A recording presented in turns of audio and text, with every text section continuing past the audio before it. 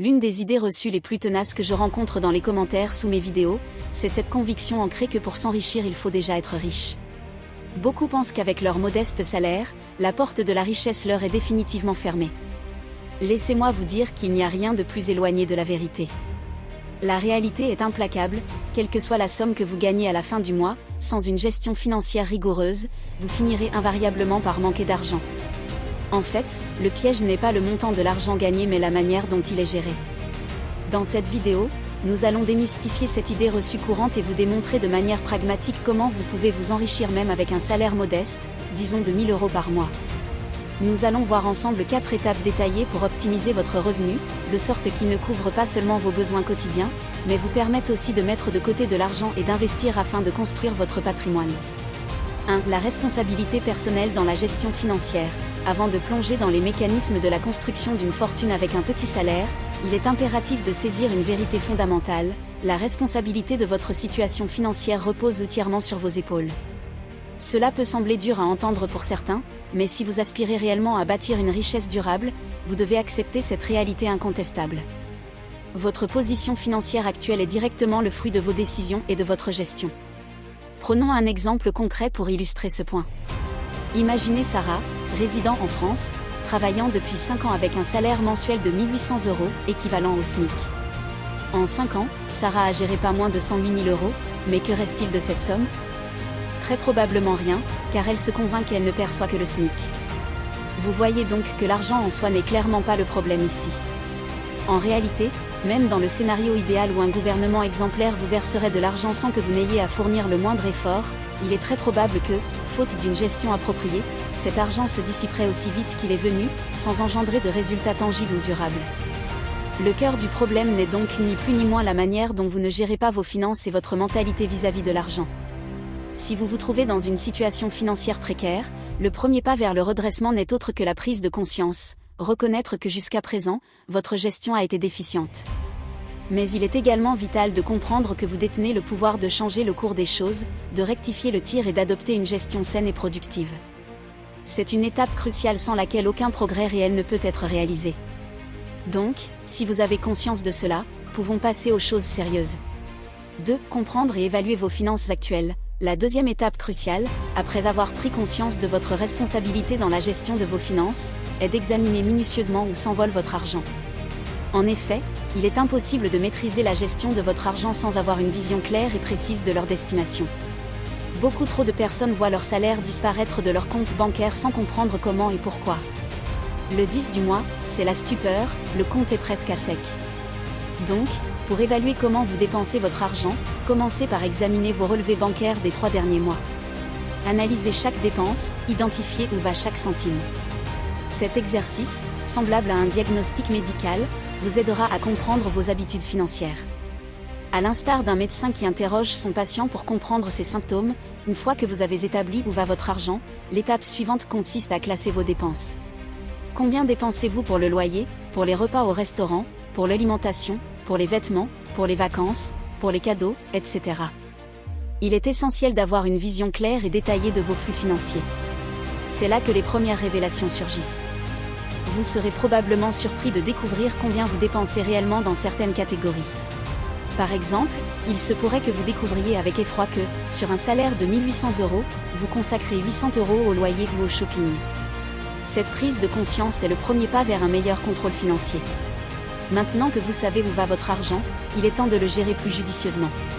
Passons donc à l'étape suivante. 3. Se fixer des objectifs financiers.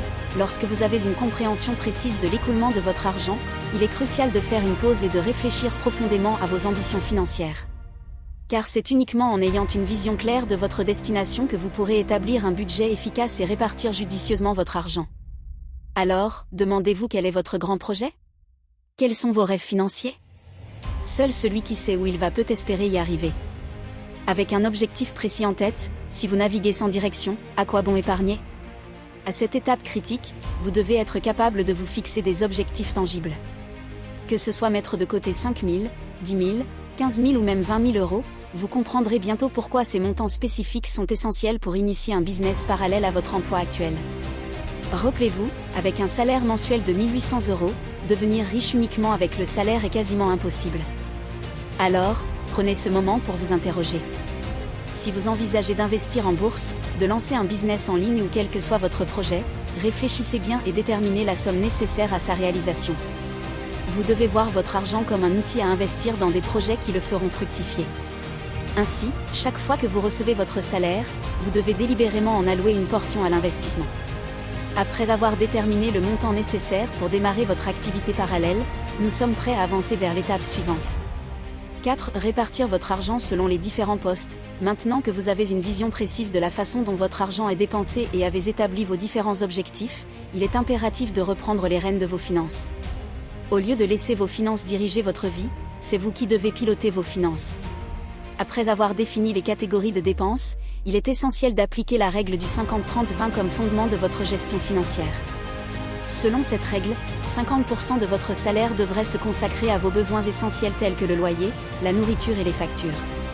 Si, par exemple, vous percevez un salaire moyen, disons le SMIC, qui est d'environ 1 800 €, alors 900 €, qui représente la moitié de votre salaire, devraient être alloués à ces dépenses primordiales. Je sais, certains d'entre vous crient déjà au scandale, clamant que c'est impossible. Mais permettez-moi de vous éclairer. En réalité, la sagesse financière et les recommandations des banques suggèrent que le loyer ne devrait pas excéder 30% de votre revenu mensuel. Cela signifie que si vous touchez 1 800 €, environ 540 € devrait être la limite maximale consacrée à votre loyer. Par conséquent, si votre loyer excède 540 € avec un salaire de 1 800 €, cela veut simplement dire que vous vivez au-delà de vos moyens. Devenir riche implique inévitablement de faire certains sacrifices. Ainsi, avec un salaire de base de 1 800 €, vous devriez attribuer 900 € aux besoins fondamentaux selon la règle du 50-30-20. Vous devez ensuite allouer 30%, soit 540 €, à vos désirs personnels, et 20%, ce qui correspond à 360 €, à votre épargne ou vos investissements. Mais permettez-moi de vous suggérer une approche différente pour accélérer la construction de votre patrimoine. Après avoir consacré 50%, soit 900 €, aux nécessités, il vous reste 50% de votre revenu. Ici, le chemin se divise selon que vous soyez endetté ou non. Si vous avez des dettes, je vous conseille d'utiliser 15%, soit 270 €, de votre salaire pour rembourser vos dettes chaque mois afin d'éviter les intérêts écrasantes. Si vous n'avez pas de dette, allouez ces 15% à un fonds d'urgence, ce qui peut être crucial en cas de perte d'emploi ou de dépenses imprévues. À ce stade, il vous reste alors 35% de votre salaire, soit environ 630 €. De cette somme, il est conseillé d'allouer 15%, c'est-à-dire environ 270 €, dans un compte distinct dédié à des investissements futurs. Si lors de la troisième étape vous avez déterminé qu'il vous faut 5 000 € pour démarrer une activité parallèle, vous devriez alors épargner durant approximativement 19 mois en suivant ce plan de mise de côté de 15% de vos 1 800 € mensuels, soit 270 € par mois. Cela signifie que, avec un salaire actuel de 1 800 €, vous seriez en mesure de lancer votre petite entreprise parallèle avec un budget initial de 5 000 € en presque 1 an et demi. À ce niveau, il vous reste encore 20% de votre salaire, ce qui correspond à 360 €. Il est crucial de consacrer 10% de votre salaire total, soit 180 €, à votre éducation financière. Cette démarche est fondamentale et souvent sous-estimée. Allouer 15% de votre revenu au lancement d'une activité complémentaire est une excellente initiative, mais cela pourrait s'avérer infructueux si vous manquez des connaissances nécessaires pour gérer cette nouvelle entreprise. Par conséquent, investissez dans votre formation. Achetez des livres, inscrivez-vous à des cours, participez à des séminaires relatifs à votre secteur d'activité. Cette démarche préventive vous protégera contre les pertes financières inutiles et représente la clé du succès pour ceux qui atteignent leurs objectifs. Enfin, il vous reste 10% de votre salaire, soit environ 180 €. Je vous recommande de consacrer 5% de cette somme, soit environ 90 €, à vos loisirs. Se récompenser et maintenir un équilibre dans votre vie est essentiel.